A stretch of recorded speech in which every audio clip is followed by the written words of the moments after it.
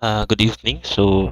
Um, Today, no, we're done with the uh, inheritance last topic na tulong sa OOP. So, um, before ta ani mo kuan bitaw mo ato sa abstract list interface, polymorphism og abstract list, mo reroute o sa ta siguro mo jump ta ari kani sa exception because kaning exception is gamit kayo ni siya no. Error handler ni siya so ang exception. So, hopefully search mo ani na mo'y idea about unsa ni ang kanang error handling or unsa ni ang exception. So ato ko nung idig no unsa ni about ang exception.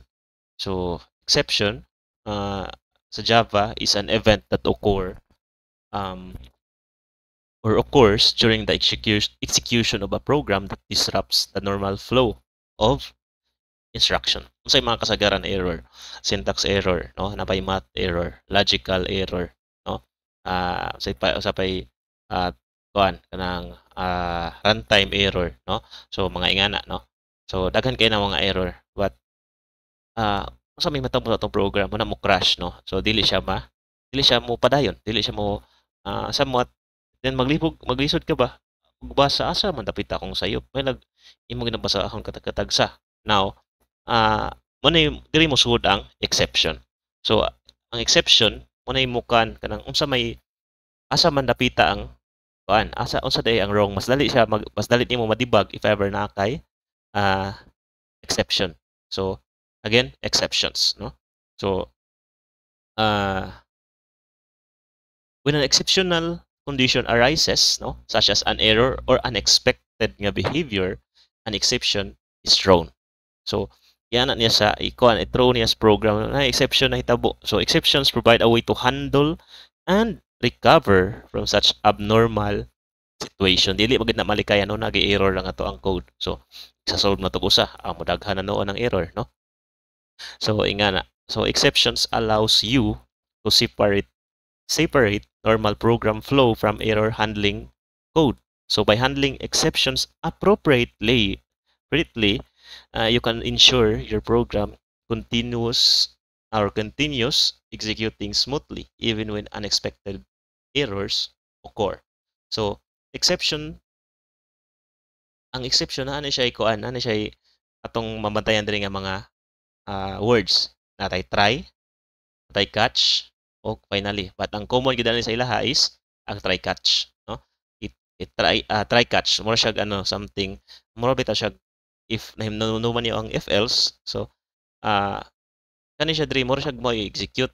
Then if ever kani mo na siya mo occur ni siya nga true ni siya diri mo ni siya i-execute pero example if diri kani nasa daang i-execute. Somewhat na siya similar idea but dili gid siya totally nga similar siya sa if else ang kaning try catch so or ang exception. So exception handling and try catch nga block. So exception handling is a mechanism that allows you to gracefully handle exceptions and prevent your program from crashing. So again, para dili mo crash imong program. So the try catch no block is used to handle exceptions in Java. The general syntax of a try catch block is as follows. So again, ingani na siya no, iyahang syntax. So try open curly brace ari na diri imong code. So naa diha ang imong code nga buhaton bisag unsa nga code diha imong buhaton. Now, possible na siya nga mo-throw siya error, di ba? Kay kung wala before aning try catch na mo ra man itong code diri. So naa diha atong code. Diha na to isod ang ato ang code. Now, if ever mo-throw na siya og error, then iyahang ma-catch diri unsa iyahang error, unsay type sa iyahang exception type, then kani variable man ni diri no buhatag ka dihang variable. So then diri na message or unsay buhaton nimo. So unsa ni pag-handle na. Now similar diri unsay exception type diha then variable. Then diri pod unsa ni pag-handle. Then finally kani siyang finally is pwede rin siya naa pwede wala. So optional na siya. So para mo clean up lang code that executed regardless or of whether an exception occurred or not. So naa may exception or wala kani siya is mo run ni siya diri or mo execute na siya diha. again, no? So kaning diri na mga catch is mura na siya na error. So kani na error or wala, murahan gyud na siya, no? So nasa finally. So again sa try catch naa diha imong code. Okay? So sa try, no? Nga part. So i-try nimo. So try na to buhat ni. So ugoy ni kuan man error. So gi-catch niya ang katong error. Then gi-display sa imo unsa may error, no? Specifically. So para dili na ka magtagna-tagna unsa man asa man kuno sayop. Kung asa man ko kulang for example. So una natay try catch. So i-try kuha na to then i-catch, no? So when an exception is thrown within the try block, the code execution kuno is immediately transferred to the corresponding catch block. So siya mo handle dito. So asa man asa error sige pasa dito. Usa may error. Ana specifically pakibaw ka asa man dapitang error. Mas dali siya i-solve. So dili lang ako singon nga agoy asa naman ni nako pangitaon wala puntaga na ka, no? So if the exception matches the type specified on a catch block, the corresponding catch block is executed. If no catch block matches the thrown exception, it propagates up the call stack until a suitable catch block is found or the program terminates. So, kung wala po na siya diha, somewhat, mukuha niya po error, dapat ipabutang po mo sa mga possible error niya. So, para, again, hindi na ka kanang tagna or nga ano, nahitabo man na. So, the finally block is optional, again, no? For code that needs to be executed regardless, no? Regardless kan meaning may error man o wala, wadaga na siya. Whether an exception occurred or not. Is often used for cleanup operations such as closing resources. So nakikipang close diha or diri sa dimo gi-close pud nimo sa finally gipang sample nag-connect na kag database. So kana gipang close nimo ang database connection or gi-close nimo ang file nga imong gi-open. Okay? So releasing acquired locks. Okay? So example that demonstrate the use of a try catch. So diri no natay class nga main. So natay class nga main then sa may atong gikuan diha gibuhat nag-try ta diha natay again mo ni atong code na diha atong code.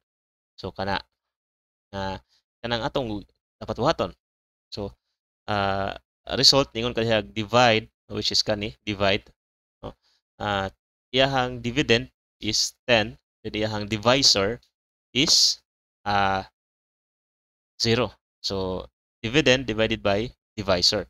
So ang iyang return. Now ang result iyan ang i-display diri. So possible error o sara atong ibutan diri nga catch. So arithmetic exception E. So ang kani siya auto variable. So ang kani ang exception somewhat naa na gina siya, no? Tanawa lang yun sa mga list sa exceptions. Makita rin ibutan for example arithmetic exception. Unsa may exception niya dihay kani nga exception. So nanadiri nakakuan ba? Mura siya class pod ni ba? Na sana inaadi sa iya nga mga exception. So kani variable ra na. Then imong i-display if ever makaabot siya diha nga error. So arithmetic exception occurred. Then i-plus nimo e kani nga variable ang e dayon dot get message. So na siya method dito nga get message. Okay, unsa may message niya. So unsa may error. So for example, anong mo error ni siya because dividend niya is 10, imo siyang gi-divide sa 0. We all know that any number divided by 0 is undefined. So dili gina siya pwede. Pwede hinuon ang 0 divided by 10. Walay problema pero 10 divided by 0. So mo error gina siya. Unsa error diri atong tanahon, no? Kung giran dra an arithmetic exception occurred. Imong gi-divide by 0. So mao kuno na ang error. So atong buhaton for example, amo na tong 1 for example or 2. So unsa kay result ani? Na ba ni error? So yeah, wala na siya error. Okay? So pero kung 0 na siya diha, sayo for example nagpa-input pud ka, sayo pod imong input, naapod kay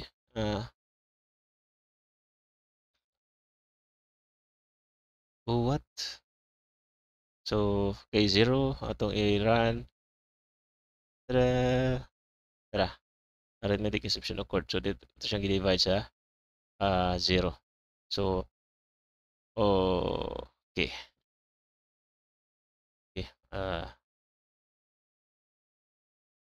Again, wala siya na-display, no? Kay because naman siya error, wala na siya na-display diha. Diha pa diri pa lang murag na nakuha na siya nga dili pwede, so diri yan ang gi-catch. So mo to na-display, lahi ang na-display. Kung wala error, maka-display siya og result. So sa kanang example, divide method throws an arithmetic exception when attempting to divide by 0. The exception is quote the catch block and an error message is printed. So gi-print niya ang message sa may error message. Pareha ra ginatanan, no? E.get message. By the way, ang kaning variable pwede ra man bisag unsa, pero since exception man, practice na lang nga E atong iputang, no? Para uniform ta, no? So anyway, sa mga practices pud sa industry, nga na masad ira masad ang gamiton. So E for exception. So catching the general exception. So Java provides a class called exception, so which is a superclass of all check exceptions. So nalagay po niya class based lagay po ni Java. By using the general exception class in the catch block, you can catch any exception that is not explicitly caught by other catch blocks. So this allows you to handle unexpected exceptions and prevent your program from terminating abruptly. So saan yung general nga exception? For example, wala diha nga exception nga wala diha nga exception. For example, dili siya array index out of bounds, diba? Mga common nga problem pod. Null pointer exception, etc. So mugamit na lang kaag class nga exception. Then unsa man kuan kanang i-assign nimo siya sa variable nga e. So gamit ka og class nga exception. So makita diha unsa may iyang exception. Unsa man siya. So kani nga exception ang una, mag-throw siya og array index out of bounds. Ang kani usa i-throw niya ani is null pointer nga exception. So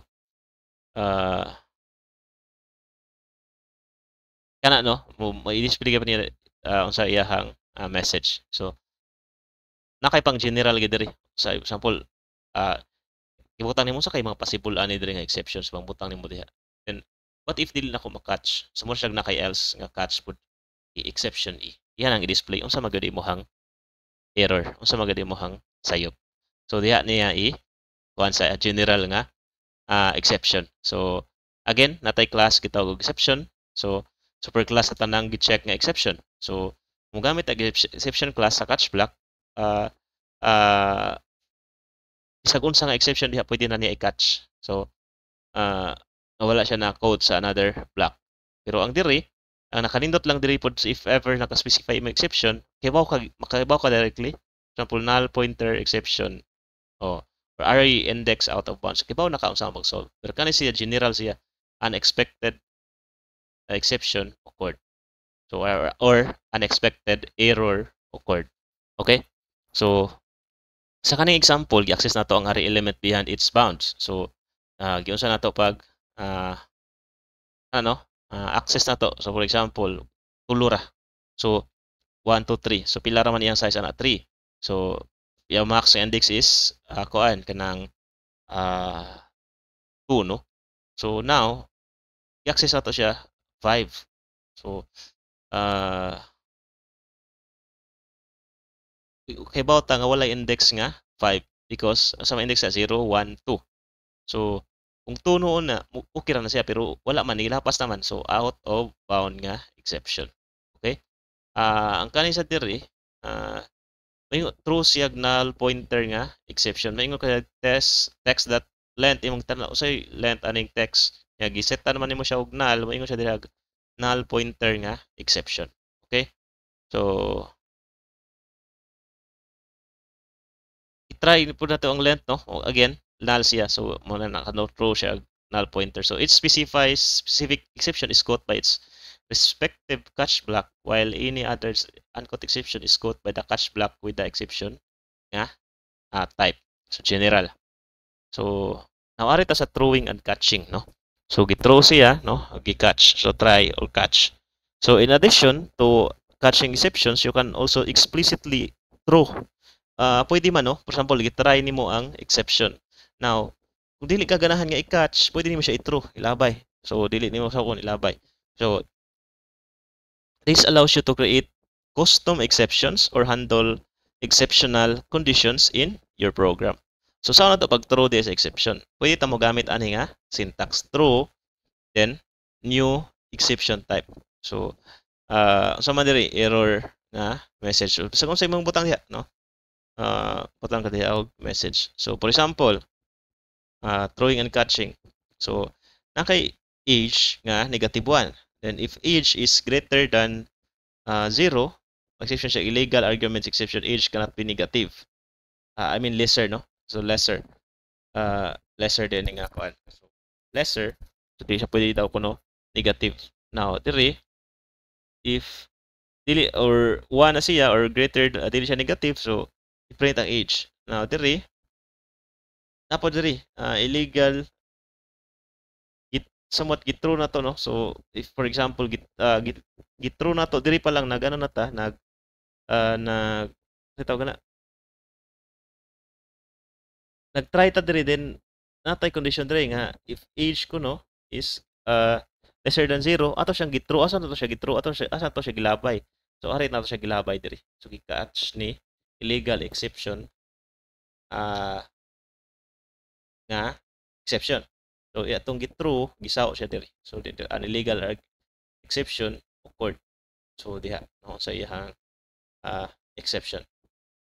So in this example, we check it if the age is negative and so we throw an illegal argument exception with an appropriate error message. This exception is then caught in the catch block and the error message is printed. So dito pa lang no sa try pwede na ka mag-throw dito for example again no para murag mausa imong kuan bitaw kanang mausa imong error message. So sa mo taghimo ka diri og new nga kuan illegal argument exception. So yung nga age cannot be negative. So ang kuan pa diri an illegal argument exception occurred age cannot be negative. So somewhat mo sa ni makatch niya nga message. So kani Java sa Java gyapon no natay somewhat gibalik ang nito catching sa pag sa general exception. So pareharanin mo siya nagbalik-balik mo siguro ni node sa ano. So then diri ang program mag continue. So murag balik ka na dito murag wala nila na edit og sakto ata. So yeah. So kibaw na ta ng general sa pag-catch kaning true hopefully nakakuha po dani giyon sa ni siya pag catch no. So giyon sa pag-catch ang kaning or kaning true giyon sa paggamit. So diri siya sa sulod sa try then yang gi-true dito. So yang gi-true hari, yang gi-catch niya. Okay? So true i-try, di-throw, then gi-catch. Okay?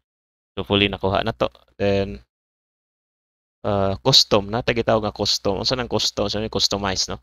So Java allows you to create your own exception classes by extending the built-in exception class or one of its subclasses. So creating custom exception classes can provide more specific information about the exceptional conditions in your program. Pwede ka maka-create og imong own nga exception. So para example ani kung saan pag mag-create ka og imong own nga exception imo ka class nga custom exception imo rang siyang gi-extends no mo siya child siya or subclass sa kanang exception then diri imo diha public custom exception dayon imo hang gikuan sa ang message then super dot message so imo rang gipasa diri sa kaning exception nga message so maura sige apon mo i.get message. Okay?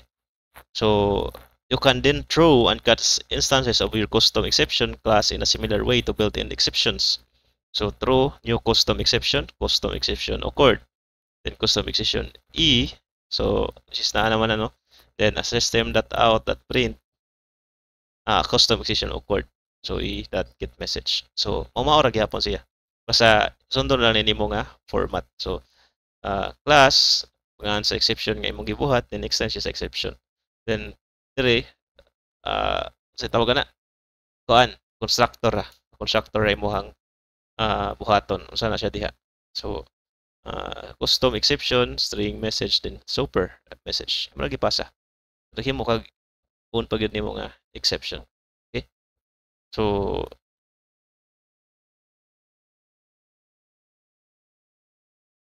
sa ano to pag handle og multiple exception, for example. Sometimes a piece of code control multiple types of exceptions. So dili ra usa ang exception o daghan. So in such cases, you can use multiple catch blocks to handle each exception separately. Pareha ra man tagyapon ganin no daghan siya. So for example, diri ni kung ma-out of bounds siya, ari siya mo ari. Kung ma-null siya, mo ari sad siya diri. So sa example ana, maka-access tag array element beyond its bound which maka-access ni-access no. So nag-kuha siya array index out of bounds exception, then i-try po ta og access the length property of a null string. So unang nag-throw po siya og null pointer exception. So na-catch siya separately. So take note nga ang catch block should be ordered from the most specific exception type the most general.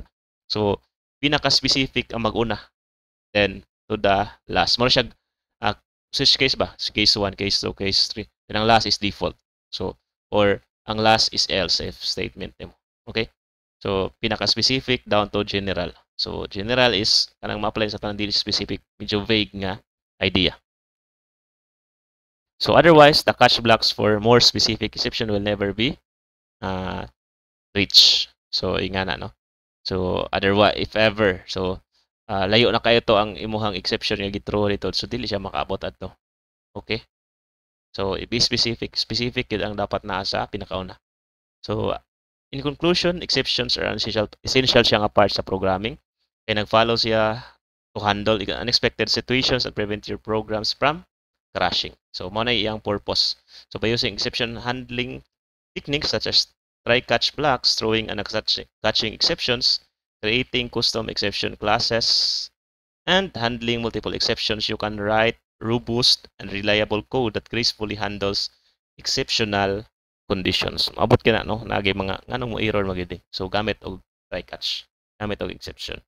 So, remember to use try catch blocks to isolate code that may throw exceptions. So, imo nang i-kondal basig mo throw ni siya error sa kay mga possible error. To handle exceptions appropriately and provide meaningful error messages to aid in debugging. Mas dali siya i-debug. So, fully ma-improve na to ang reliability ug maintainability sa ato ang Java nga programs. So, gamit ta og exceptions, no? So, again po, sa tawag na,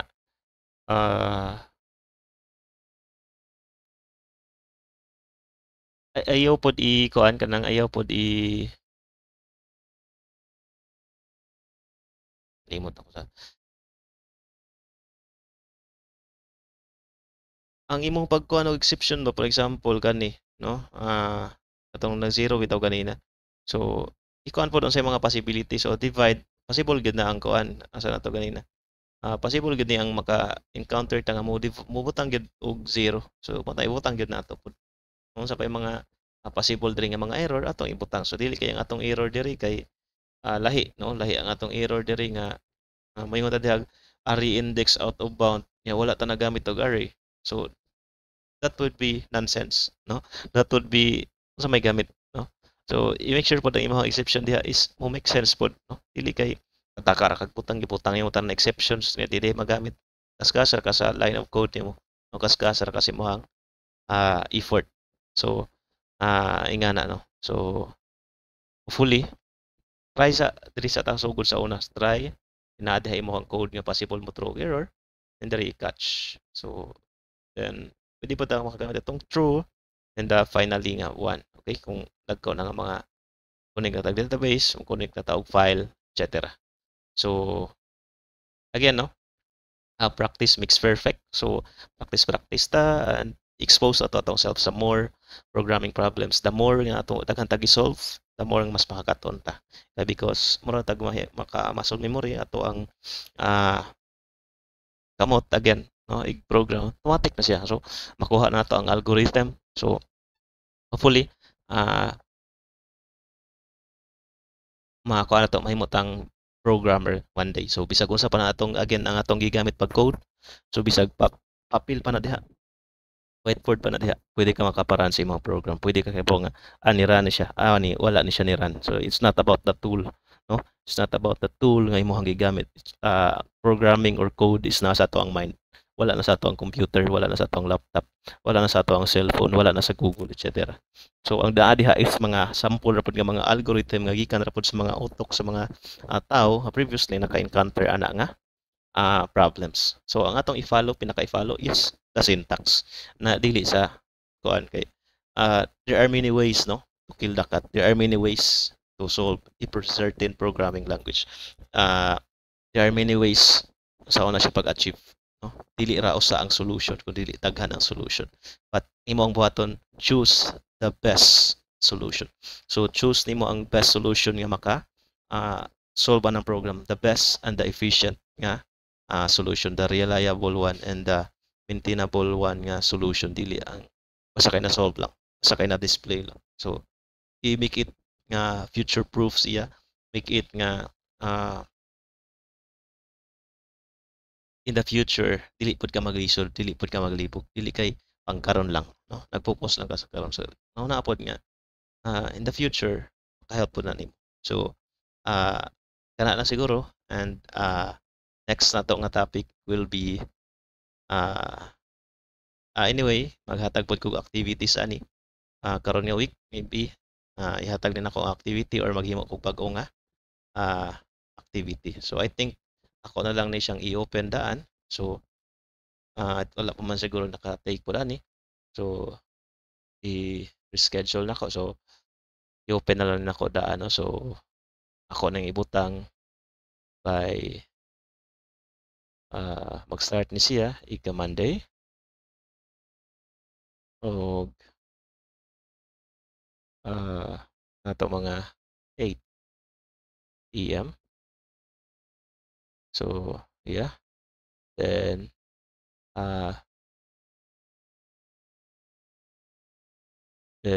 mga kuan siya, mo-end siya ika 11, no? That would be 5 PM. Okay? 5 PM.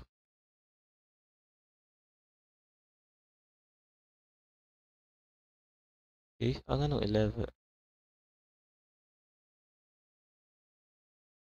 today. So, dili siya dapat 11. Dapat siya sa 18. Okay? 5 PM. Alright, no? So, 10-9. Dili siya 10-9. Dapat November. Saan na to? November, karon 11. So, dapat diri sa dapat sa 20 siya magsugod. Then 8 AM. Okay. What happened? Okay. So 8 AM, then there is 25. So that would be 5 PM. Okay. So rise. So yeah.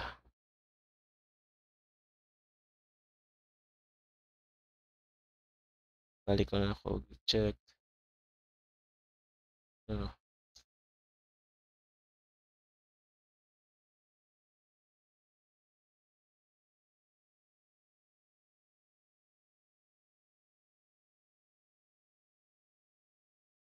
So 11:20 ang open date. Okay. 8 AM, November 20. Then end siya November 25, 5 PM. 5 PM. Okay.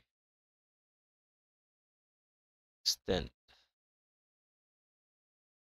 Alright, so yeah, hopefully. Then after sa exception, mabalik ta rito sa ato ang UOP nga topic, which is the abstract, no? Abstraction or abstract class. Then after sa abstract class, proceed ta sa another no, abstract class, interface, no, then polymorphism. By the way, ang ato ang na puti pagka polymorphism gamay because nanay method of rewriting. No, dali ra ni siya. Hopefully makaadto ta sa kaning kasulta dring swing. No, kasulta sa swing, hopefully Java swing kani because dako po ni siya nga topic. Okay.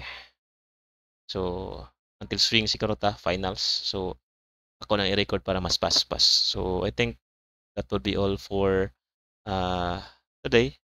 See you sa ato ang next nga topic. Bye-bye.